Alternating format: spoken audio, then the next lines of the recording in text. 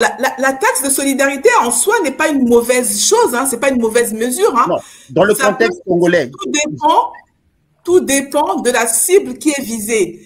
On aurait pu, par exemple, l'indexer sur des personnes qui ont, par exemple, un salaire compris entre 3 millions et 10 millions et tout ça pour pouvoir réduire les inégalités sociales, pour pouvoir, par exemple, contribuer à la formation du secteur informel pour que ça génère beaucoup plus de valeur ajoutée et que ça relève du niveau de notre produit national brut.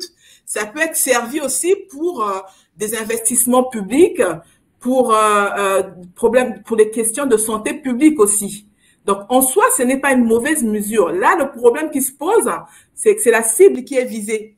Donc, elle est à revoir. Elle aurait pu être, c'est pour ça que je dis que moi, je propose, au lieu que ça soit indexé sur une population lambda qui a un problème déjà de ressources, qui n'arrive pas à payer ses factures, qui attend de problèmes, que ça soit indexé à une population qui a, par exemple, un salaire c'est un exemple, hein, qui a un salaire qui est compris, par exemple, entre 3 millions ou 10 millions pour pouvoir résoudre ces problèmes qu'on rencontre pour qu'il y ait véritablement une solidarité en tant que telle. Parce que là, c'est une taxe de solidarité. Donc, les mots sont clairs. Taxe de solidarité nationale. Donc, la solidarité, ça doit être réduire les inégalités. Ça doit être les riches qui doivent contribuer pour réduire un certain nombre de problèmes que les populations rencontrent. Donc, sous d'autres cieux, c'est bien utilisé et ça marche et c'est efficace et c'est efficient.